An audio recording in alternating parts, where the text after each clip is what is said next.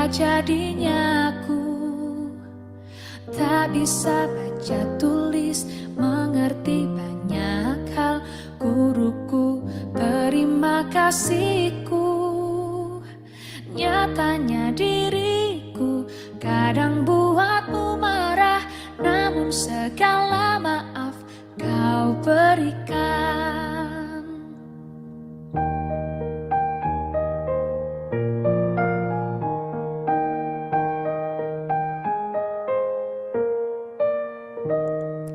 Pagiku cerahku, matahari bersinar, ku gendong tas merahku di pundak. Selamat pagi semua, ku nantikan dirimu di depan kelasmu, menantikan kami. Guruku tersayang, guru tercinta, tanpamu apa jadinya aku?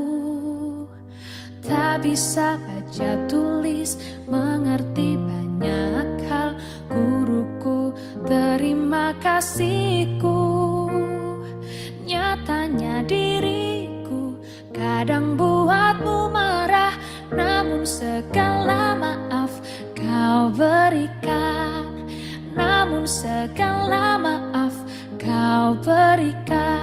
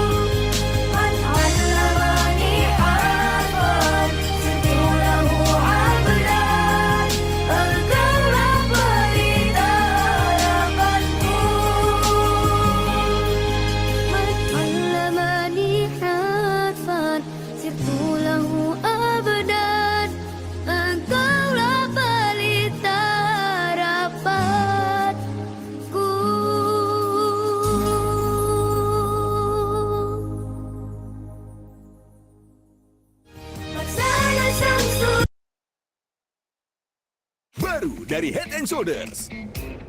Jumbo Saset, isi 3. Untuk perlindungan ekstra dari ketombe basah dan gatal.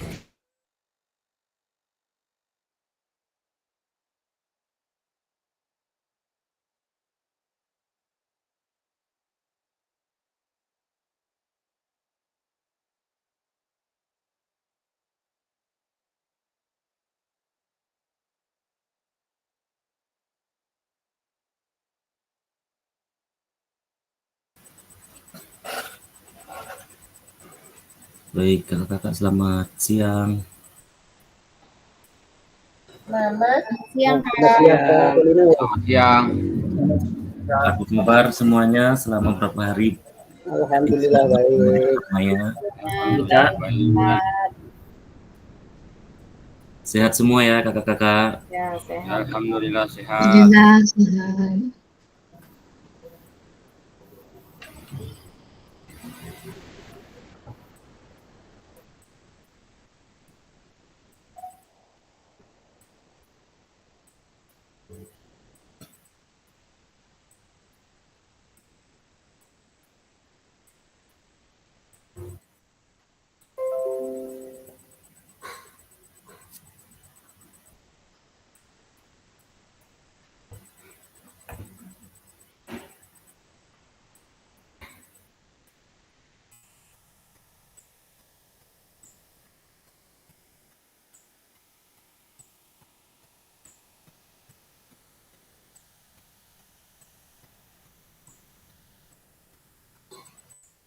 Kita sambil menunggu kawan-kawan yang lain ya kakak-kakak.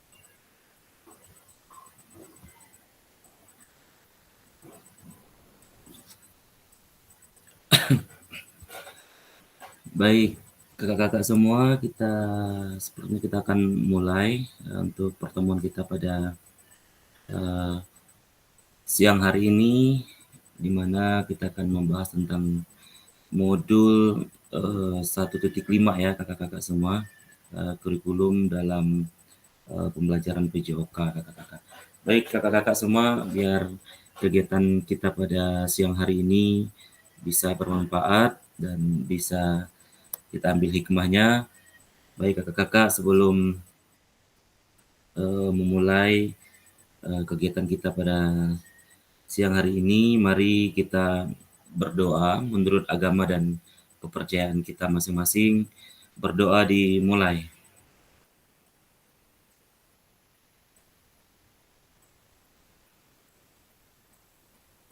Berdoa selesai.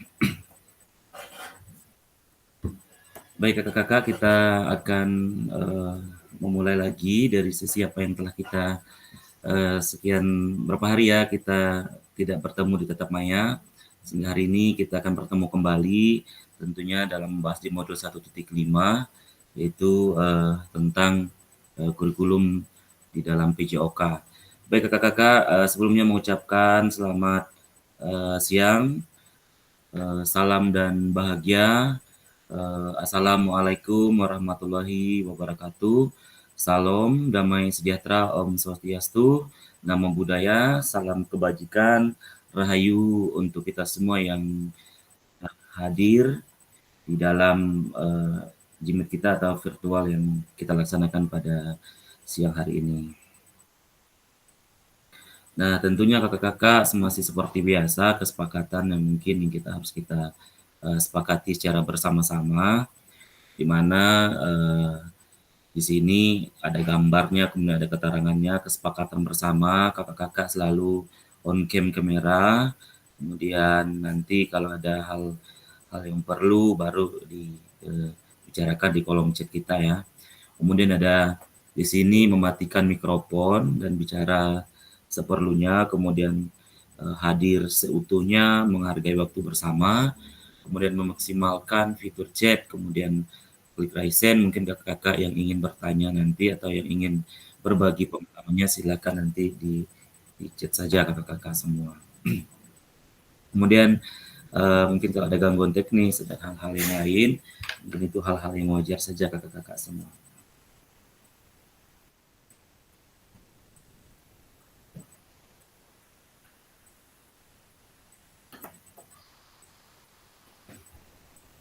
Baik, kakak-kakak, kita akan lanjut lagi. Kita coba lihat di slide yang ini bahwa tujuan dari sesi kita kali ini yang pertama, peserta dapat memahami 3 karakteristik ya utama kurikulum Merdeka serta keterkaitannya dengan prinsip pemikiran Ki Hajar Dewantara. Nah, ini mungkin kakak-kakak ya yang sudah menggunakan kurikulum Merdeka, kemudian kakak-kakak yang mungkin di kelas kita yang sudah mengikuti dari guru penggerak, mungkin sudah memahami, mungkin sudah mengetahui ya prinsip-prinsip pemikiran Ki Hajar Dewantara. Kemudian yang kedua, peserta mampu memahami pengembangan kurikulum PJOK. Nah, nanti yang kita bahas di sini kan adalah pengembangan kurikulum PJOK kakak-kakak semua. Kemudian yang ketiga, peserta mampu menyusun program PJOK yang berkualitas dengan backward-nya, dengan desainnya, kemudian kakak-kakak. Nah, backward desainnya ini. Jadi kakak-kakak semua nanti kita diminta ya, di mana dalam ini kita bisa memahami bagaimana penyusunan program PJOK yang berkualitas dengan backward desainnya, kemudian dengan program-program, kemudian dengan rancangan-rancangan dalam menyusun program kurikulum PJOK. Kemudian untuk agenda kita sesi ini kakak-kakak perlu kita ketahui ya, berarti ada 3 sesi di sini kakak. Yang pertama di sini ada backward design, kemudian ada pengembangan kurikulum PJOK, kemudian yang ketiga yang terakhir nanti adalah pemikiran KHD dan kurikulum Merdeka. Nah, di sini dimana kak poin yang ketiga ini kan kita semua sudah ya, sudah mungkin di sekolah-sekolah kakak sudah menerapkan kurikulum Merdeka, dan mungkin ada yang belum dan mungkin ada yang sudah menggunakan ini. Nah, kemudian aktivitas pertama kakak-kakak semua. Nah, aktivitas pertama ini kita akan mempelajari, kita akan bersama-sama berdiskusi mengenai backward design dalam pengembangan kurikulum PJOK kakak-kakak semua.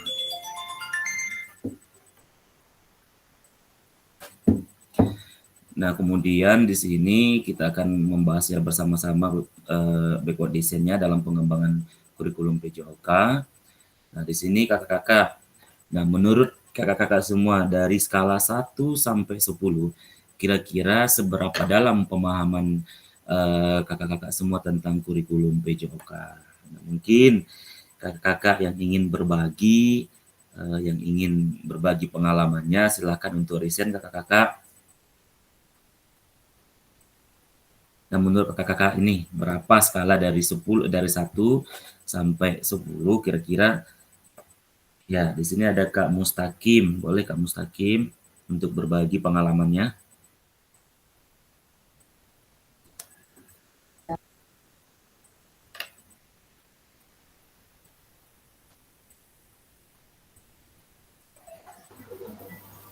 Suaranya masih di mute tuh Kak Mustaqim. Halo, tes, Iya. tes. Jelas kayak Halo? Jelas Kak, jelas. Oke. Sebelum saya mulai, saya mohon maaf lah mungkin nanti kalau ada suara anak kecil ataupun agak ribut di rumah karena terlalu ramai ya di sini. Okay. Kalau diminta skala mungkin dibilang sempurna sih nah, mungkin sekitar 8 sampai 9 gitu. Nah, karena apa tadi materi kita tentang bait desin memang sangat menarik juga, apalagi itu sebenarnya sudah kita terapkan di pembelajaran.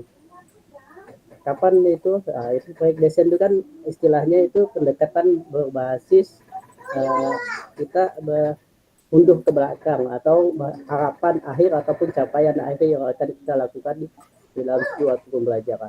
Sebenarnya dalam pengalaman pembelajaran saya sebenarnya kita tuh sudah melakukan, hanya kita belum memahami makna dari desain. Contohnya kayak fokus pada tujuan pembelajaran kita, itu kan itu salah satu makna dari pendekatan desain. Terus efektif atau tidak pembelajaran yang kita lakukan. Yang ketiga biasa kita meningkatlah kualitas pembelajaran yang kita lakukan saat mengajar di PJOK. Dan yang terakhir itu yang paling terpenting itu kita libatkanlah peserta didik kita dalam pembelajaran yang kita lakukan. 4 hal itulah yang merupakan yang selalu saya evaluasi, refleksikan dalam setelah pembelajaran itu. Setelah pembelajaran biasa saya merefleksikan apakah memang pembelajaran hari ini memang sudah menyentuh atau sudah bermakna bagi peserta didik saya semuanya. Mungkin itu cara salah satu yang saya terapkan di pembelajaran PJOK buat kakak-kakak semuanya, termasuk hasil Kak Linus. Atas kesempatannya saya ucapkan terima kasih. Saya kembalikan ke Kak Linus. Baik, terima kasih Kak Mustaqim ya, dari tadi apa yang dijelaskan Kakak ya. Jadi kita melihat itu ya ke belakang ya. Jadi kira-kira apa yang nanti yang ingin kita capai dalam kita menyusun backward design-nya itu. Jadi Kakak tadi memilih dari skala 1 sampai 10, tapi memilih 8 sampai 9 ya Kak ya, Kak Mustaqim ya. Baik, terima kasih Kak Mustaqim sudah berbagi. Kemudian mungkin ada kakak-kakak yang lain yang ingin berbagi dari pengalamannya. Boleh Kak?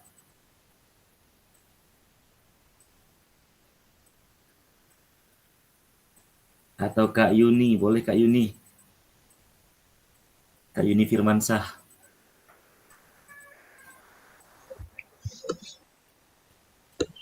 Kurang jelas Kak, ininya Kak. Saya lagi gangguan sinyal nih. Oke, baik Kak. Terima kasih Kak. Ya, enggak apa-apa Kak. Oke kakak-kakak kita lanjut ya. Nanti ada bagian-bagian kakak-kakak nanti boleh untuk memberikan pendapatnya. Nah, di sini kakak-kakak kemudian tadi apa tujuan dari adanya pembelajaran PJOK di sekolah. Nah, boleh kakak-kakak untuk berbagi pengalamannya. Tujuannya kakak-kakak semua.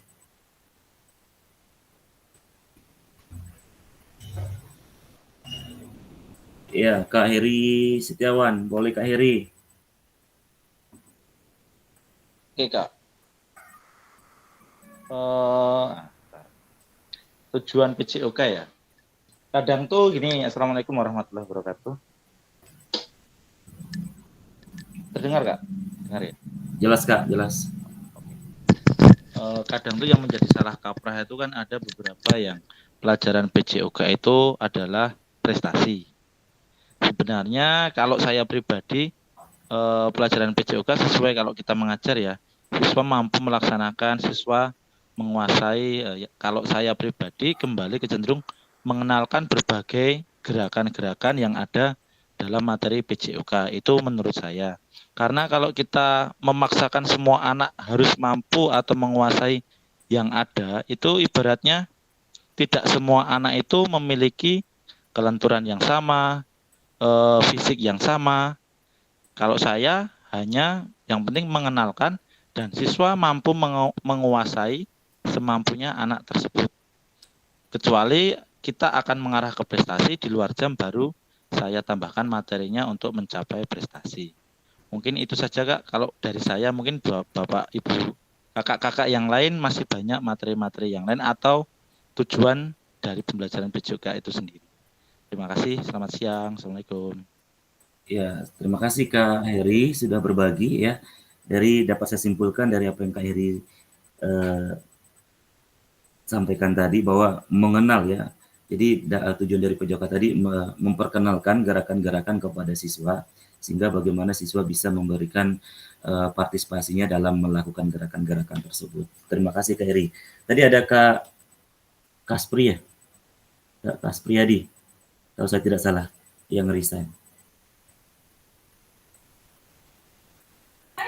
Belum ada Kak, saya barusan terlempar. Oh iya. Iya. Ya, boleh barusan- Kak Erwin. barusan Iya, masuk, Kak Kak. Erwin. Ya baik Kak, terima kasih Kak Spriyadi. Kak Erwin, boleh Kak Erwin berbagi pengalamannya Kak Erwin. Apa tujuan dari adanya pembelajaran PJOK di sekolah Kak?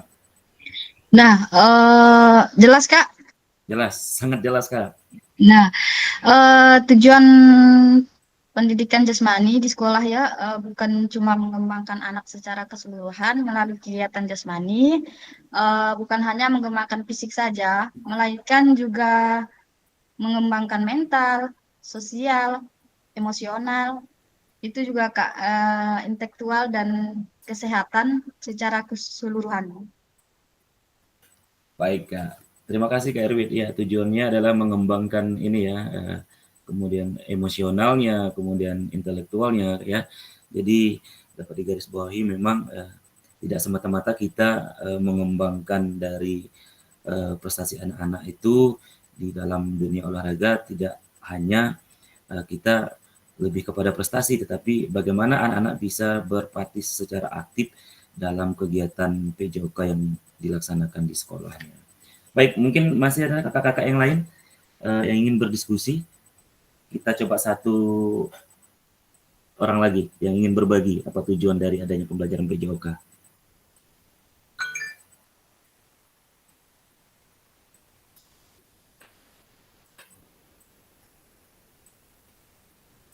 Ya, Kak Mustaqim.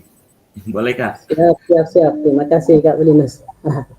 Mungkin dari apa yang saya sampaikan dan berikan kepada siswa, ada 4 hal yang selalu saya istilahnya target lah ya, untuk pembelajaran PJOK. Yang pertama itu bagaimana saya itu mengasah keterampilan motorik peserta didik saya. Yang kedua itu tujuannya bagaimana saya menggali pengetahuan mereka tentang kesehatan khususnya di bidang olahraga. Yang ketiga itu bagaimana saya menumbuhkan rasa kerjasama tim dan sportivitas saat anak bermain ataupun dalam pembelajaran PJOK. Serta yang pertama yang disampaikan Kak Ingrid tadi, yang terpenting itu bagaimana kita mengembangkan mental dan emosional peserta didik kita agar lebih enjoy dan tidak stres dalam pembelajaran PJOK. Mungkin itu Kak Ingrid bisa tambahkan. Terima kasih. Baik Kak Mustaqim, terima kasih untuk partisipasinya ya. Kita juga bisa mengenalkan bagaimana di dalam tujuan PJOK itu bagaimana kita akan hidup secara sehat secara jasmani ya Kak ya. Secara jasmani, sehingga di pembelajaran PJOK ini kita bisa paling tidak mengenal apa sih gerakan-gerakan yang mungkin bisa diterapkan kepada siswa, sehingga siswa membutuhkan tubuh yang segar dan bugar seperti itu kakak-kakak. Baik Kak, terima kasih kakak-kakak yang sudah berbagi pengalamannya. Nah, di sini kakak-kakak kita lihat menurut capaian pembelajaran PJOK Kurikulum Merdeka 2024, pendidikan jasmani, kesehatan, olahraga PJOK bertujuan sebagai pembelajaran bagi peserta didik di dalam yang pertama di sini mengembangkan. Nah, kita juga dapat mengembangkan, kemudian menerapkan dan mengevaluasi keterampilan, konsep serta gerak yang akan menjadi disposisi untuk berpartisipasi dalam berbagai aktivitas jasmani dengan penuh kepercayaan diri, kompetensi dan kreatif. Nah, ini kakak-kakak semua. Jadi kita dapat mengembangkan kepada siswa, untuk menerapkan, kemudian mengevaluasi dari keterampilan konsep tadi. Seluruh gerak yang telah kita berikan kepada siswa. Yang kedua, di sini membantu dan memberikan dukungan. Nah, membantu dan memberikan dukungan mereka dalam memilih gaya hidup sehat dan aktif secara jasmani. Nah, tadi Kak Mustaqim sudah juga menyinggung ini ya tentang gaya hidup sehat tadi, kemudian aktif secara jasmaninya. Yang ketiga, membangun dan menerapkan keterampilan sosial dan emosional.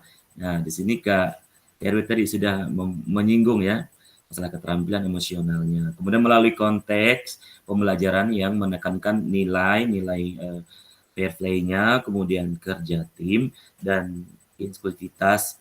Kemudian yang keempat menanamkan apresiasi dan mengembangkan sikap positif untuk aktif secara jasmani sepanjang hayat.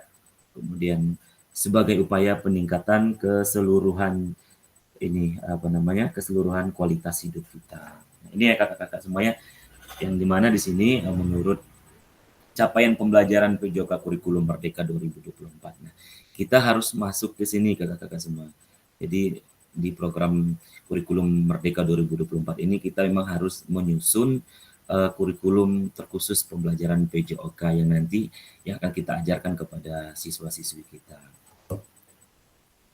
Nah, di sini kakak-kakak terlepas dari kurikulum apapun, apakah selama ini kakak-kakak sudah memahami dengan baik tujuan mata pelajaran dan menjadikannya sebagai acuan? Nah, bagaimana ini kakak-kakak semua? Boleh kakak-kakak yang ingin berbagi pengalamannya terlepas dari kurikulum apapun, apakah selama ini kita semua atau kakak-kakak sudah memahami dengan baik tujuan mata pelajaran dan menjadikannya sebagai acuan? Boleh deh kakak-kakak untuk berbagi pengalamannya, yang mau resign boleh. Coba deh kakak-kakak.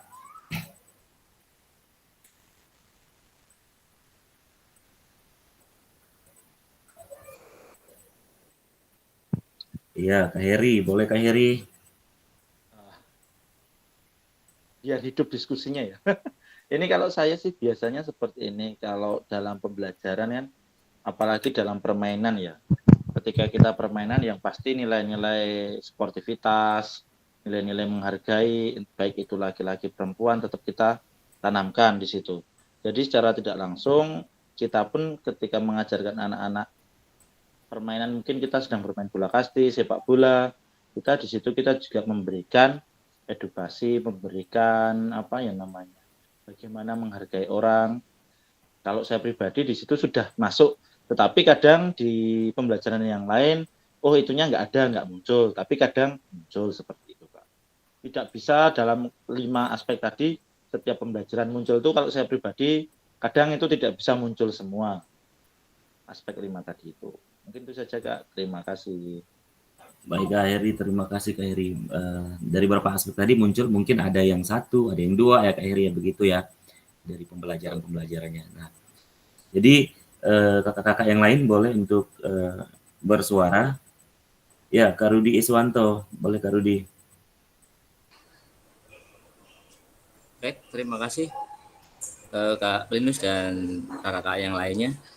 Jadi di sini tentang menanggapi dari terlepas dari kurikulum apapun, bahwasanya kita di kurikulum apapun, kalau dalam arti pola berpikirnya meskipun baru pun tidak ada berubah, mungkin ada berdampak. Pertama di kurikulum Merdeka ini adalah dari segi modul yang sekarang itu di luar PP itu adalah pengembangan yang lebih signifikan di kurikulum 2013. Jadi intinya di sini tergantung kita sendiri. Kurikulum 2013 kurikulum Merdeka pun kalau pola pikir kita tidak mau berubah, jadinya itu kurang lebih sama. Cuma ini menekankan ke esensial aja. Kalau yang kemarin tentang penilaiannya itu sikap, terus di keterampilan, terus di kemampuannya itu terpisah, sekarang menjadikan satu, bahkan di kurikulum Merdeka lebih sempurna. Jadi tergantung kita. Terus modul-modul pembelajaran juga tidak jauh dari yang kurikulum sebelumnya. Ada di situ problem based learning, ada project PBL yang sekarang kita gunakan contohnya di P5. Terus inquiry, discovery, kurang lebih di situ. Jadi lebih di kurikulum Merdeka itu lebih enak kita menerapkan sesuai karakteristik yang sudah ada atau sesuai dengan sekolah masing-masing. Kalau di acuan kurikulum 2013 kita patokannya dari pusat. Kalau sekarang kan enggak sesuai dengan kemampuannya. Jadi menurut saya itu kurikulum seperti apapun kalau kita pola pikirnya tetap menggunakan yang lama terus ya yang tetap enggak akan berubah. Jadi tergantung dari kita sendiri aja. Jadi itu. Jadi sesuai dengan kemampuan zaman sekarang ya kita ikutin kemampuan zaman. Jadi itu aja mungkin Kak Plinus. Oke, terima kasih atas waktunya. Baik Kak, terima kasih Kak Rudi. Ya, jadi menyikapi apapun kurikulum yang kita pakai, jadi semua tergantung pola pikir kita ya kakak-kakak ya semua. Apakah dengan memahami dan tujuan mata pelajaran menjadikannya sebagai acuan. Kak Heri boleh? Ini Kak, ingin bersuara. Kadang tuh menanggapi Kak Rudi juga ya. Kadang tuh ada beberapa guru yang bukan guru ya, pribadi. Ya mungkin saya juga bisa. Ada yang mau menerima perubahan, ada yang tidak mau menerima perubahan. Ketika mendapatkan ini ya kan ada pro ada kontra ya Kak ya. Menerima seperti ini tuh jadi suka-suka gurunya mau pilih yang mana. Lah kalau saya pribadi ditawarkan seperti itu, yang penting kita laksanakan semampu kita, toh kita sudah menjalankan. Kalau jadinya seperti ini, kalau menurut saya kita tidak ada target yang harus dicapai. Itu kalau menurut saya Kak. Jadi gimana ya menjelaskannya? Yang pasti itu ada pro kontranya gitulah Kak. Tentunya. Karena kalau ini jadinya tuh kita standarnya tuh mengikuti, bukan kita harus ikut atas seperti itu Kak. Mungkin boleh ditanggapi atau gimana dijelaskan biar saya pun lebih antusias seperti itu Kak. Kalau terima kasih. Baik Kak Heri, terima kasih. Mungkin ada tanggapan dari Kak Rudi dulu ya. Baik, terima kasih Kak Heri atas masukan.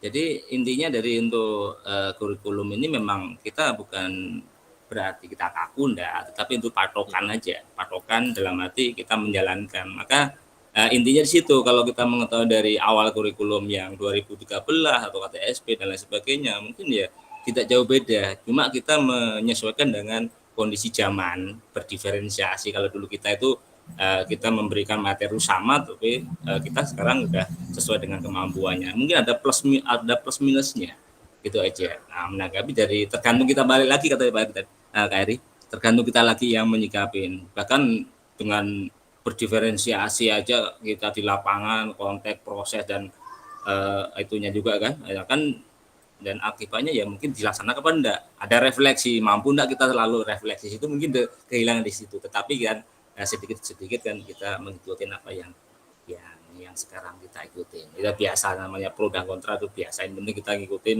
jalur yang benar, anak-anak bisa ya sudah syukur, itu aja. Terima kasih, mungkin tanggapan itu Kak Plinus, Kak Heri, terima kasih.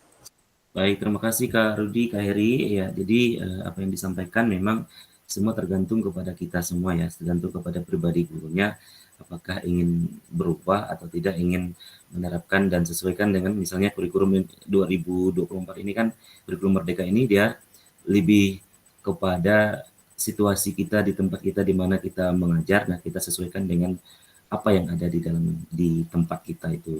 Karena memang tadi kembali kepada gurunya masing-masing, apakah mau menggunakan metode lama atau pemikiran lama, ataupun mau menggunakan dengan misalnya tadi ada kurikulum berubah, ada kurikulum Merdeka, kemudian dan sebagainya. Itu kakak-kakak ya.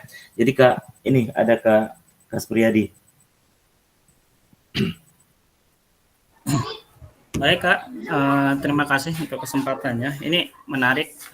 Jadi dari tadi saya sambil menikmati obrolan dari Kak Rudi dengan Kak Heri. Jadi saya setuju dengan apa yang disampaikan oleh Kak Rudi bahwa pemaknaan dari tujuan dari mata pelajaran itu sendiri, saya sendiri menggunakannya sebagai acuan. Kenapa? Karena saya sendiri memaknai kurikulum Merdeka ini sebagai kebebasan berkreasi bagi guru ya Kak. Kalau K13 dulu, tujuan pembelajarannya sendiri itu sudah diberikan langsung. Kita tinggal menikmati saja. Tapi terkadang kita terlena di situ bagaimana efektivitas dari tujuan pembelajaran tersebut. Nah, pada kurikulum Merdeka ini kita diberi kesempatan untuk mengkreasikan tujuan pembelajaran pada mata pelajaran itu, sehingga kita bisa menyesuaikannya dengan mungkin letak geografis, mungkin karakter peserta didik, apapun itu. Nah, dari situlah saya berpikir bahwa ini memang kurikulum Merdeka merupakan penyempurnaan dari kurikulum lainnya. Apalagi tadi diberikan dengan penguatan diferensiasi, pendekatan-pendekatan lainnya. Nah, untuk menanggapi Kak Heri tadi, sama Kak Heri, saya sendiri memiliki pengalaman yang sama bahwa hal-hal kayak ini sulit akan diterima di lingkungan, tetapi saya menggunakan konsep bahwa saya akan membuktikannya pada diri saya sendiri. Saya coba dulu dan alhamdulillah prosesnya walaupun pelan Kak Eri sudah berdampak dan pelan-pelan sudah menerima dengan konsep yang pembaruan seperti ini. Seperti itu Kak Pelinus, terima kasih, itu dari saya. Baik, terima kasih Kak Kaspriyadi. Kemudian mungkin ada tanggapan dari Kak Kak Andi, boleh Kak Andi? Oke Kak, terima kasih atas kesempatannya. Kalau menurut saya mungkin simpel kalau dari saya, kita harus menanamkan ke diri kita dulu kalau kita adalah insan pembelajar sepanjang hayat. Jadi itu aja sih dulu. Jadi saya pikir kalau kita yang ber-17, ber-18 sama Kak Pelinus ya di sini ya, kita semua sudah membuktikan kalau kita mau belajar di sini. Kita ada di sini, kita mau belajar semua. Jadi ya kalaupun nanti pas kita keluar mungkin kalau nanti bakal diseminasi kalaupun jadi mungkin. Nah itu dulu yang harus kita tanamkan kepada teman-teman diri kita udah pasti, terus teman-teman PJOK yang lain kalau ya kita harus terus belajar gitu. Karena zaman terus berubah, perkembangan terus berubah. Kalau kita terus make metode-metode lama, kita akan ketinggalan sama murid-murid kita. Kan nggak lucu ketika murid kita udah pakai Android versi berapa sekarang? Versi 11 kita masih pakai BlackBerry gitu ya. Jadi agak itu. Jadi kita harus terus upgrade ilmu kita dan ya saya pikir kita harus terus belajar lah. Terima kasih Kak. Baik Kak, terima kasih untuk Kak Andi yang sudah berbagi pengalamannya. Intinya kembali ke diri kita masing-masing, Kakak, apa menjadi acuannya dalam kita melakukan pembelajaran kita yang ada di sekolah kita masing-masing. Baik, kita lanjut ke kakak-kakak. Nah, di sini selanjutnya dalam konteks kurikulum Merdeka, apakah tujuan-tujuan ini bisa dicapai? Nah, apakah bisa dicapai atau tidak kakak-kakak? Boleh untuk Kak Anas tadi sudah resign, boleh untuk berbagi Kak Anas dalam konteks kurikulum Merdeka, apakah tujuan-tujuan ini bisa dicapai? Baik Kak, terima kasih. Kembali ke tujuan pembelajaran PJOK dalam kurikulum Merdeka tadi itu, dari 4 itu tentu tujuan-tujuan yang tadi sudah disebutkan akan bisa dicapai ketika kita sebagai insan pembelajar tadi itu berusaha untuk terus melakukannya, berusaha untuk terus berubah, belajar, agar supaya apa yang dicita-citakan, diinginkan dari tujuan-tujuan itu bisa dicapai. Demikian Kak, makasih. Baik Kak, terima kasih karena sudah berbagi ya, berusaha untuk mencapai tujuan-tujuan itu ya sehingga bisa diterapkan kepada siswa yang ada di sekolah. Baik Kak, kita lanjut. Kemudian memahami tujuan umum penting sebagai acuan untuk memahami muara akhir pembelajaran. Nah, untuk mencapai tujuan umum ini, kemudian pemerintah sudah menurunkannya ke dalam capaiannya ya, ada CP dan mempersilakan guru-guru atau satuan pendidikan untuk menurunkannya lagi ke dalam tujuan pembelajarannya kakak-kakak di sini. Nah, bagaimana memastikan agar pengajaran kita lakukan benar-benar menyasar tujuan pembelajarannya? Karena seringkali pengajaran langsung fokus pada materi atau aktivitas apa yang harus dilakukan. Nah, di sini kakak-kakak kita harus dapat memastikan apakah yang kita lakukan kepada siswa, apakah kita terfokus kepada materi atau kepada aktivitas yang sering dilakukan oleh siswa. Nah, di sini kakak-kakak semua ada proses backward design ini dalam pengembangan kurikulum secara umum melalui 3 tahap di bawah ini. Kemudian yang pertama, mengidentifikasi capaian pembelajarannya. Nah, kemudian kakak-kakak kan nanti misalnya mau kita dalam membahas kurikulum atau di sekolah-sekolah kakak menggunakan atau kakak-kakak ingin membenahi kurikulum PJOK nih Nah, kakak-kakak yang harus dilakukan yang pertama adalah mengidentifikasi capaian pembelajarannya. Kemudian yang kedua, menentukan metode penilaiannya. Yang ketiga, kemudian merancangkan pengalaman belajar dan strategi pembelajarannya. Jadi kita minta kakak-kakak nanti bisa merancang, bisa mengidentifikasi dulu, menentukan metode penilaiannya, kemudian merancangkan pengalaman pembelajaran dan strategi pembelajarannya. Yang langkah-langkah yang akan mungkin nanti yang kita sampaikan kepada siswa. Itu ya kakak-kakak proses ininya backward design-nya dalam pengembangan kurikulum. Kemudian di sini ada pesan kuncinya kakak-kakak. Pesan kuncinya backward design ini merupakan proses sistematis yang memastikan kesesuaian kurikulum dengan pencapaian pembelajaran yang diinginkan. Nah, kemudian backward design ini juga pada akhirnya membantu guru-guru menyelaraskan antara tujuan, kemudian langkah pembelajaran dan penilaiannya. Ketiga tadi itu kakak-kakak semua yang memang harus diselaraskan dalam kita mendesain backward design tadi, dalam mendesainkan kurikulum PJOK kakak-kakak ya, membantu kita menyelaraskan antara tujuan, kemudian ada langkah pembelajaran dan dalam penilaiannya. Nah, kemudian sampai di sini kakak-kakak mungkin ada yang ingin di-sharingkan, mungkin ada yang ingin ditanyakan atau kita bicarakan secara bersama-sama. Saya persilakan satu kakak-kakak yang ingin berbagi.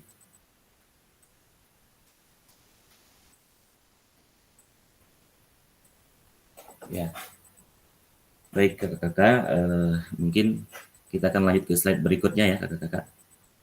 Nah, di sini kita akan memasuki kepada aktivitas yang kedua kakak-kakak, penyusunan program PJOK. Di sini ada penyusunan program PJOK. Nah, jadi perlu kita tekankan bahwa kita di sini memang menyusun sesuai dengan apa yang menjadi kebutuhan di dalam PJOK kakak-kakak semua. Nah, di sini kakak-kakak kurikulum berbasis standar. Nah, coba kita lihat kakak-kakak di sini. Kurikulum merupakan seperangkat aktivitas untuk menguasai keterampilan. Nah, apakah ini sesuai atau tidak kakak, atau benar atau salah ini kakak-kakak? Kurikulum merupakan seperangkat aktivitas untuk menguasai keterampilan. Nah, benar apa salah ini kakak-kakak semua? Minta pendapatnya.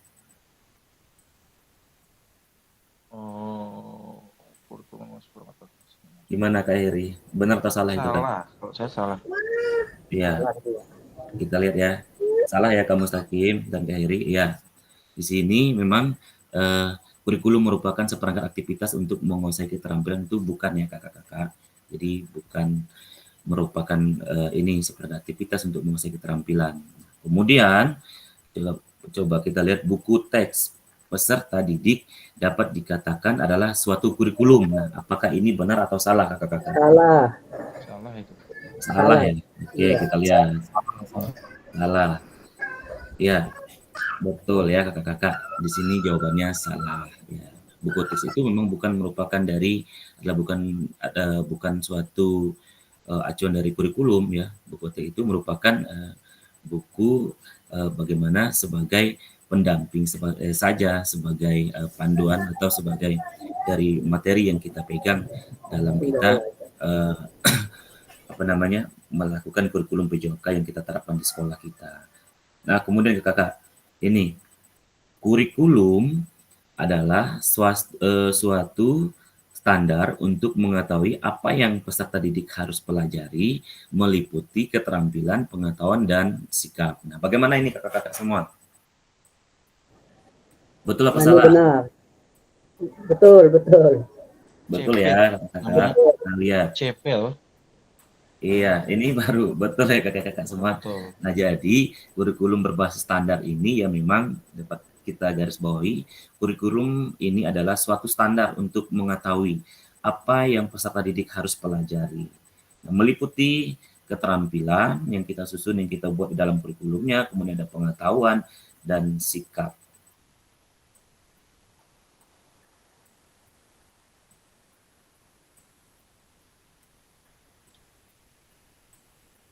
Nah, ini kakak-kakak. Kemudian ada komponen kurikulum pada satuan pendidikan pelaksanaan kurikulum merdeka. Nah, di sini ada yang pertama struktur kurikulumnya kakak-kakak semua. Nah, kemudian ada capaian pembelajaran, kemudian ada pembelajaran dan asesmennya, kemudian penggunaan perangkat ajar, kemudian kurikulum satuan pendidikan. Nah, mungkin kakak-kakak semua kan kita dalam kita menyusun kurikulum atau satuan pendidikan kita yang kita susun di sekolah kita atau mungkin kita kembangkan tidak terlepas ya kakak-kakak dari yang pertama itu kan yang sudah dibuat kakak-kakak sebelumnya itu ada visi dan misinya ya kakak-kakak ya. Nah, kita boleh kaitkan kepada visi dan misi yang telah kita buat, kemudian dan tujuan dari satuan pendidikan itu seperti apa, kemudian pengorganisasiannya, pembelajaran dan perencanaan pembelajaran. Boleh dikaitkan di sini kakak-kakak dalam kita komponen tadi ya, komponen kurikulum pada satuan pendidikan pelaksanaan kurikulum merdeka. Nah, selanjutnya mengapa kurikulum operasional ini berbeda antara satuan pendidikan? Nah, agar ini ya kakak-kakak bermakna kurikulum operasional satuan pendidikan dikembangkan sesuai dengan konteks dan kebutuhan peserta didik dan satuan pendidiknya. Nah, kemudian ini bisa menjadi kabar gembira kakak-kakak dan Bapak Ibu semuanya dapat menyusun program yang relevan dengan kultur gerak di mana peserta didik tinggal. Nah, di sini yang pertama itu kan agar bermakna. Nah, kurikulum operasional satuan pendidikan ini kan menyesuaikan dengan konteks dan kebutuhan peserta didik yang ada di sekitar kita, yang ada di sekitar sekolah kita. Kemudian kita juga bisa menyesuaikan kakak-kakak atau menyusun dari program yang sesuai, yang harapannya memang relevan dengan kultur gerak di mana peserta didik tinggal. Mungkin misalnya kakak-kakak ada sekolah atau tempat kakak-kakak itu berada di tepi pantai, kemudian mungkin ada berada di tepi sungai. Nah, dalam pengembangan kurikulum PJOK bisa kita susun kakak-kakak, bisa kita menyesuaikan dengan keadaan-keadaan. Mungkin bisa saja nanti dalam rekreasinya ke pantai dan menyesuaikan dan menggunakan dari capaian pembelajaran kemudian tujuan pembelajarannya tadi. Oke, kakak-kakak kita akan lanjut. Nah, mari berbagi cerita kemudian kakak-kakak pada saat kakak-kakak semua dalam menyusun kurikulum PJOK. Nah, kakak-kakak di sini pertanyaan yang pertama, bagaimana kakak-kakak selama ini merancang program PJOK sebagai bagian dari pengembangan kurikulum atau pelajaran PJOK. Nah, kakak-kakak boleh menulis di kolom chat ya, ataupun mau menjawab secara langsung, boleh kakak-kakak. Ya, silakan untuk berbagi di kolom chatnya. Pertanyaan yang pertama, bagaimana kakak-kakak ya merancang programnya? Boleh Kak Hermawan untuk berbagi pengalamannya dari pertanyaan pertama ini Kak. Ya, terima kasih Kak. Kalau kemarin kan kita dalam kemarin kan kita dalam pengembangan kurikulum di sekolah Pak, Kak, berdasarkan atau menyesuaikan dengan kondisi sekolah. Nah, seperti olahraga ini kan kita masing-masing sekolah mempunyai sarana prasarana dan menyesuaikan juga dengan kondisi sekolah. Jadi dalam penyusunan program pembelajaran kami seperti itu ke awalnya.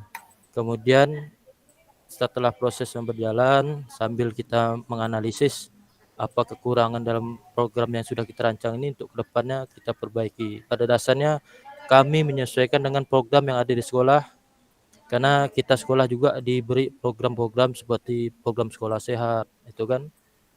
Di dalam program sekolah sehat itu adalah salah satunya ada misalnya peningkatan aktivitas fisik. Kami tes kebugarannya Kak. Jadi kami udah rancang dari penyesuaian program itu kami rancang juga rancangan tes program TKJI, tes kebugaran jasmani Indonesianya. Itu Kak. Jadi kami pada dasarnya mengikuti program-program apa yang ada di sekolah sehingga program kami dalam mata pembelajaran ini sinkron Kak. Tidak sejalan karena kami di program yang ada di sekolah itu kami juga melibatkan peserta didik dan itu ada kaitan juga dengan program pembelajaran PJOK. Jadi saling satu kesatuan dan yang saling menopang dan saling mendorong untuk program sekolah juga. Terima kasih Kak. Baik, Hermawan ya, terima kasih sudah berbagi Kak ya, dari dapat saya tarik ini dari apa yang Kakak sampaikan dari tadi dapat mengembangkan aktivitas fisik ya dalam melakukan program-program atau kurikulum-kurikulum yang ada di sekolah Kakak, sehingga dapat dijadikan acuan dari program pengembangan kurikulum salah satu olahraga tadi. Jadi untuk di sekolah Kakak aktivitas fisiknya, sehingga dalam melakukan pengukuran fisik atau aktivitas fisiknya. Baik Kak, Kas Priyadi boleh Kak untuk berbagi? Terima kasih Kak untuk kesempatannya. Mohon maaf Kak jika ada backsound-nya ya Kak. Anak-anak lagi istirahat. Oh ya, untuk program mata pelajaran PJOK yang saya susun sesuai dengan pengembangan kurikulum, saya mau menggalinya menggunakan 3 ranah Kak. Yang pertama adalah intrakurikuler, yang kedua ekstrakurikuler, yang ketiga ada kokurikuler. Untuk intrakurikulernya sendiri, saya sudah menggunakan diferensiasi pembelajaran dengan memanfaatkan model-model dan model-model pembelajaran, metode pembelajaran, strategi pembelajaran, dan pendekatan-pendekatan pembelajaran. Saya juga menggunakan media pembelajaran yang sedikit banyak bisa menautkannya menggunakan teknologi. Selain itu, untuk kegiatan ekstrakurikuler, saya juga memfasilitasi minat dan bakat peserta didik sesuai dengan karakteristik peserta didik di sekolah saya. Seperti di sekolah saya ini minat ekstrakurikuler pencaksilatnya tinggi, dan juga ada ruang untuk berkreasinya juga di situ karena ada kegiatan O2SN. Jadi di situ saya fasilitasi. Berikutnya untuk kegiatan kokurikulernya, saya juga membuat beberapa program. Yang pertama tadi saya sama seperti Kak Hermawan terkait dengan GSS, Gerakan Sekolah Sehat. Di situ ada beberapa program hasil kolaborasi bersama rekan guru, dan juga ada program Jumat Sehat, yaitu Jumat Senam bersama, dan kadang juga ada Jumat membersihkan lingkungan, yang saya pikir itu merupakan program kesehatan jasmani dan kesehatan lingkungan. Nah, dari program-program yang kami susun di sekolah, itu rata-rata berbasis aset dan berbasis data dengan mengamati rapor pendidikan, bagian mana saja yang masih minus akan kami fokuskan. Di sekolah saya itu pemaksimalan terkait dengan kolaborasi rekan guru dan mutu pembelajaran itu masih rendah. Nah, dari situlah saya mencoba memfasilitasi pembelajaran berdasarkan kekurangan-kekurangan pada rapor pendidikan. Dan juga saya juga memperhatikan aset yang ada di sekolah, Kak. Seperti itu, Kak, dari saya, Kak. Terima kasih. Baik, Kak. Terima kasih, Kak. Kas Priyadi sudah sangat baik ya, komplit sekali dari apa yang disampaikan Kakak dalam Kakak merancang program PJOK sebagai bagian dari pengembangan kurikulum ya. Sudah memang ada intrakurikulernya, kemudian diterapkan model-model, kemudian ada gerakan-gerakan gerakan sekolah sehat, kemudian sudah diterapkan Kakak, sehingga semua menjadi acuan, semua bisa jadi penopang dalam Kakak merancang kurikulum PJOK. Terima kasih Kak Kas Priyadi. Baik, di sini kita coba akan lanjut ya. Coba kita lihat di sini ada pertanyaan kedua. Nah, apa saja yang selama ini kakak-kakak anggap menjadi sesuatu yang bernilai untuk dipelajari murid di kelas? Nah, boleh tadi karena yang ingin menulis di kolom chat silahkan. Tadi ada Kak Anas menulis di kolom chat. Ini pertanyaan pertama ya Kak Anas ya. Kalau di pertanyaan kedua saya coba untuk Kak Sandi ada ya, Kak Sandi. Boleh untuk memberikan pendapat apa saja yang selama ini kakak anggap menjadi suatu yang bernilai dipelajari murid di kelas.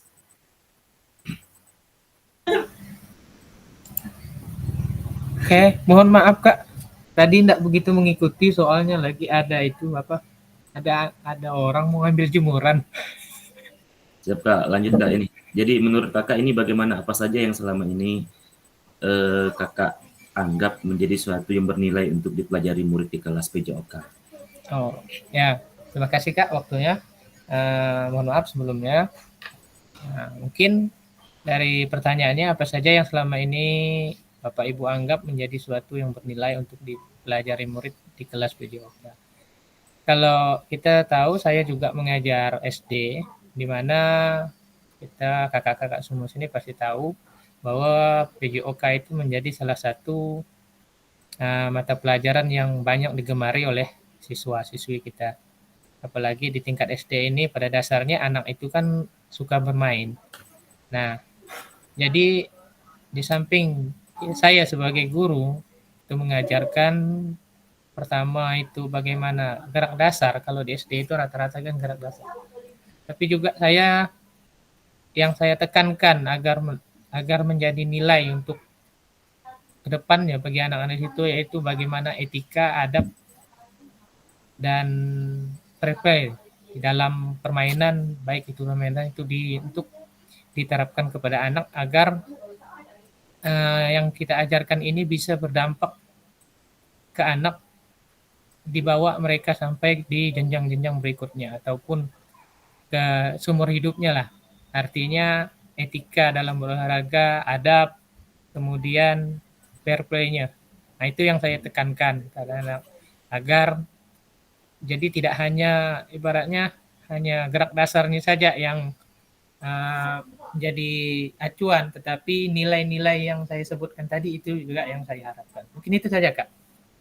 Baik Kak Sandi, terima kasih untuk pendapatnya. Ya, menekankan kepada siswa atau dapat diberikan kepada siswa itu nilainya adalah nilai etika ya Kak ya, etika dalam berolahraga, kemudian bagaimana di dalam olahraga tidak hanya mempelajari gerak, tetapi etikanya sangat penting dalam melakukan olahraga yang ada di sekolah kakak. Baik Kak, terima kasih untuk Kak Sandi sudah berbagi. Kemudian saya coba untuk meminta pendapat dari Kak Yuni Firmansah. Boleh Kak Yuni, dari pertanyaan kedua ini Kak.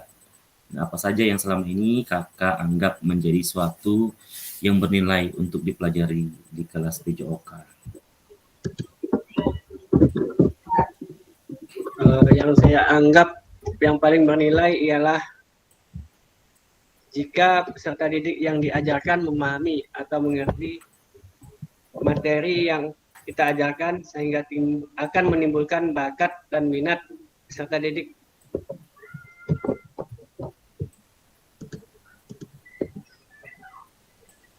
Baik, terima kasih Kak Yuni Firmansah ya, yang dapat kakak pahami ya di sini memang kalau siswa bisa memahami ya, kemudian bisa mengerti dari apa yang sudah kakak sampaikan, dari apa yang sudah kakak jelaskan, sehingga siswa dapat mempraktekkannya mungkin secara gerak ya, karena memang sudah memahami dan sudah mengerti dari apa yang disampaikan kakak. Baik, terima kasih kakak. Kita akan lanjut ke pertanyaan yang ketiga. Yang ketiga ini, bagaimana kakak-kakak akan mengintegrasikan itu semua ke dalam proses pengembangan kurikulum mata pelajaran PJOK yang sekarang berlaku. Nah, boleh coba Kak Monica ada ya? Ada Kak. Ya, boleh Kak untuk berbagi pendapat Kak bagaimana kakak akan mengintegrasikan itu semua ke dalam proses pengembangan kurikulumnya Kak? Oke, terima kasih untuk kesempatannya. Mungkin untuk sekolah saya di pedalaman untuk program PJOK sendiri masih belum maksimal ya Kak. Untuk menjadi gambaran saja bahwa bagaimana kalau menurut saya dalam mengintegrasikan itu semua ke dalam proses pengembangan kurikulum mata pelajaran PJOK yang sekarang berlaku. Mengembangkan proses kurikulum. Tentu yang tadi disampaikan untuk menciptakan suatu program di sekolah dan mengintegrasikannya dengan pelajaran yang lain gitu kan, seperti dalam pelajaran matematika mungkin bisa dihitung menggunakan berhitung gitu kan, itu juga menjadi salah satu keterintegrasian dari pelajaran MTK gitu. Ketika mulai belajar PJOK, gerakan PJOK kita integrasikan dengan pelajaran matematika. atau dengan kegiatan yang tadi disampaikan oleh kakak siapa tadi, bahwa ada kebersihan lingkungan juga menjadi salah satu kesehatan jasmani, di mana lingkungan juga termasuk suatu yang baik juga kan untuk diri siswa itu sendiri, salah satu program yang perlu dikembangkan juga gitu berkaitan dengan integrasi. Mungkin hanya itu Kak gambaran saya. Terima kasih. Baik Kak, terima kasih ya. Tetapi secara keseluruhannya ini bisa Kak ya, bisa dikembangkan ya. Prosesnya pengembangan kurikulum ini kan maksudnya bisa dikembangkan di sekolah Kakak ya, atau memang pembelajaran PJOK yang sekarang atau yang Kakak terapkan bisa berlaku di pembelajaran ke depan ya Kakak ya. Insya Allah bisa Kak. Ya, terima kasih Kak. Baik, kita akan coba lanjut kepada saya minta pendapat dari Kak Swendro, Kak Ketua Kelas. Boleh Kak untuk berpendapat Kak? Siap Kak, terima kasih izin.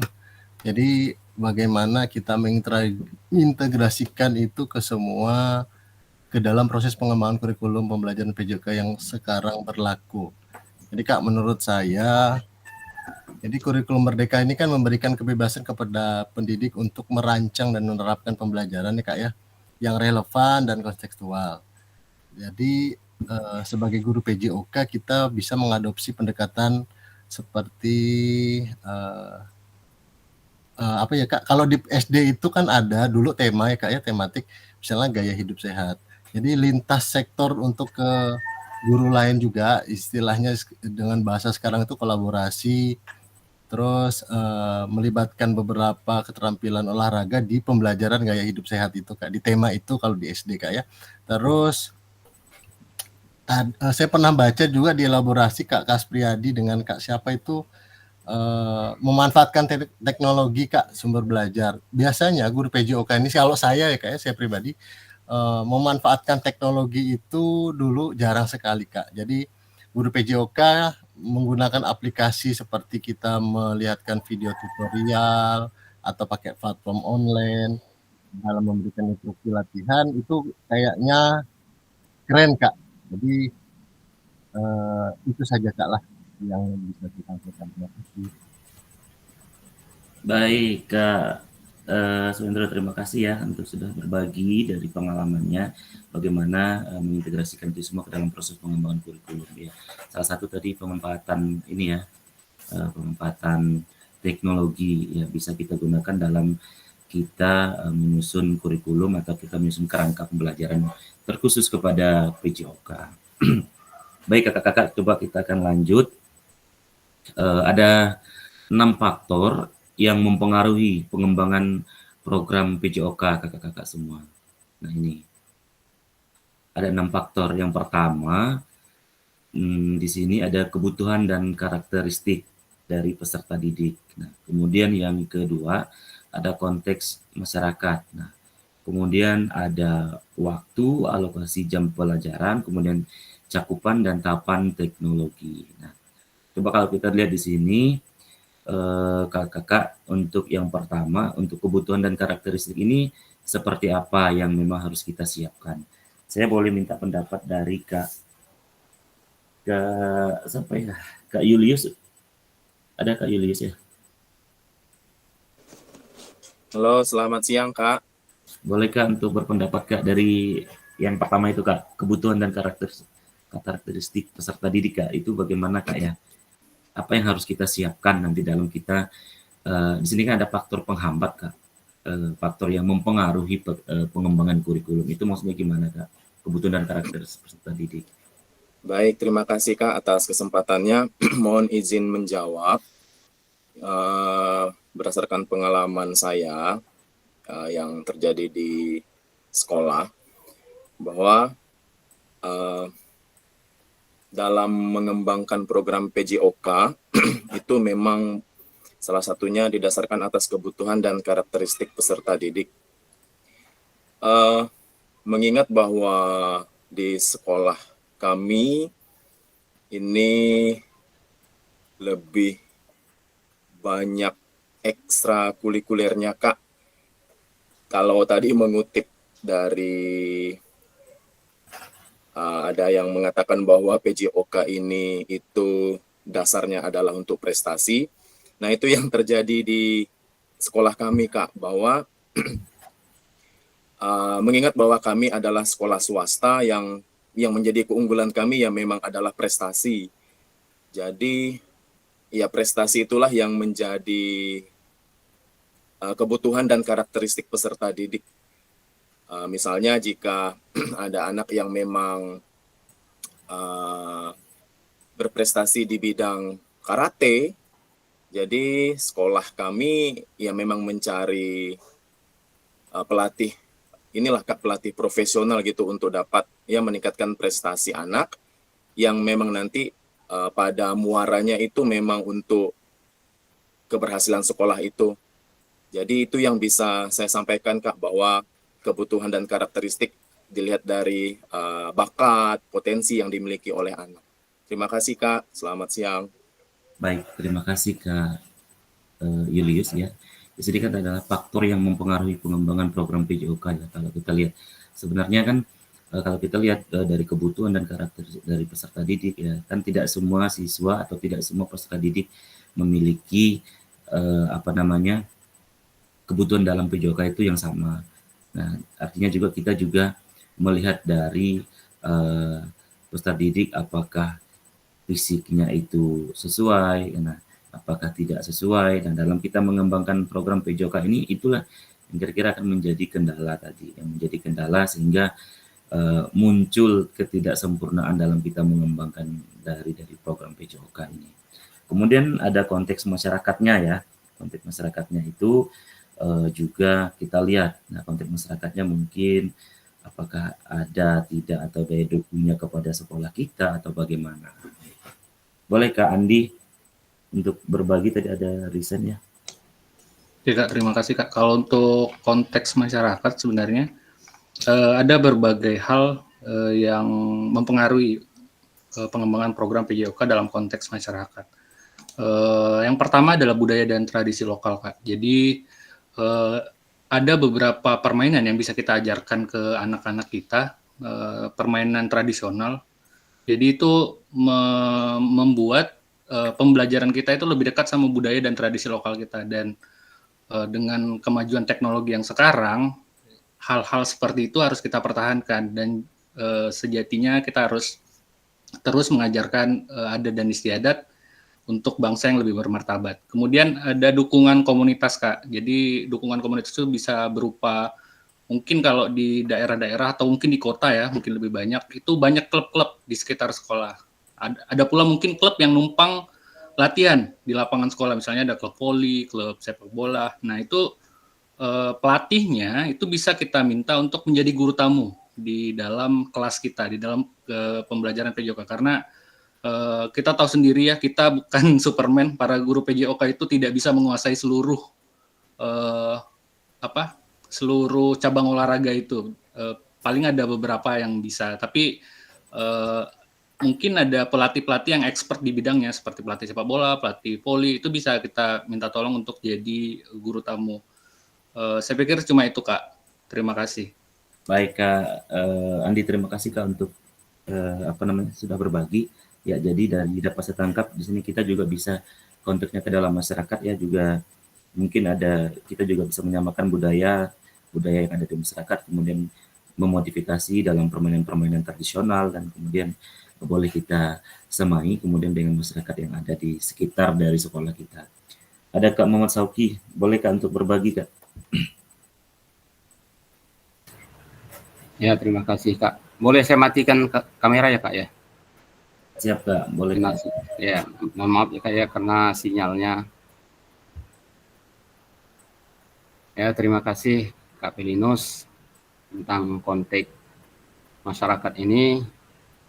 Kita kan ya, saya ini selaku guru di desa, jadi mengaitkan PJOK ini kepada konteks masyarakat itu di sekolah. Ya, olahraga yang istilahnya yang berkembang di masyarakat seperti bola voli, sepak bola, tenis meja. Nah, itu merupakan olahraga memang anak-anak itu mendominasi, istilahnya seperti itu. Nah, adapun terkait dengan pembelajaran yang di kurikulum seperti olahraga yang memang di masyarakat itu tidak beredar, atau seperti seperti bola kecil, seperti pembelajaran bola kecil itu kan di masyarakat itu jarang ada itu Kak, tidak digemari oleh masyarakat. Jadi anak-anak itu di sekolah yang lebih fokusnya itu kepada olahraga yang bermasyarakat seperti sepak bola, seperti bola voli, bulu tangkis, seperti itu Kak. Nah, kemudian untuk yang seperti Kak Andi Kurniawan sampaikan tadi, olahraga yang memang dipilih anak pada klub-klub yang termasuk kepada klub-klub itu seperti anak-anak yang di kota memilih olahraga-olahraga yang memang diajarkan di klub-klub Kak, seperti tenis meja, seperti bulu tangkis yang memiliki gor, itu khususnya di kota kan punya gor itu. Jadi anak itu cenderung memilih kepada apa yang mampu mereka jangkau seperti itu Pak. Menurut saya seperti itu. Terima kasih. Baik, Muhammad Sauki, terima kasih sudah berbagi dari pengalamannya. Semoga dari apa yang disampaikan tadi bisa menjadi inspirasi juga bagi kita dalam ini ya, dari faktor yang mempengaruhi pengembangan program PJOK ini. Nah, faktor-faktor ini tadi ya memang harus kita sesuaikan. Nah, faktor ini memang bisa juga menjadi acuan semangat untuk kita, kemudian juga hal-hal yang positif bisa juga mempengaruhi semangat kita. Nah, di sini kenapa saya katakan mempengaruhi semangat kita? Tapi kalau dalam konteks ini, di sini memang mempengaruhi pengembangan program PJOK. Dari sini kita melihat dari segi positifnya. Kemudian mungkin kita dalam menyusun program PJOK itu melihat dari siswanya yang banyak, misalkan mungkin dari siswa yang memang aset tadi ya, aset siswanya yang luar biasa, kemudian aset ininya, kemudian dari sarana dan prasarananya, kemudian dari masyarakatnya, kemudian cakupan-cakupannya, kemudian dari teknologi dan waktu. Nah, ini yang bisa mempengaruhi dalam kita mengembangkan program PJOK. Terima kasih kakak-kakak yang sudah berbagi. Kita coba akan lanjut ini ya, di aktivitas yang ketiga, karakteristik utama kurikulum Merdeka dan artikulasi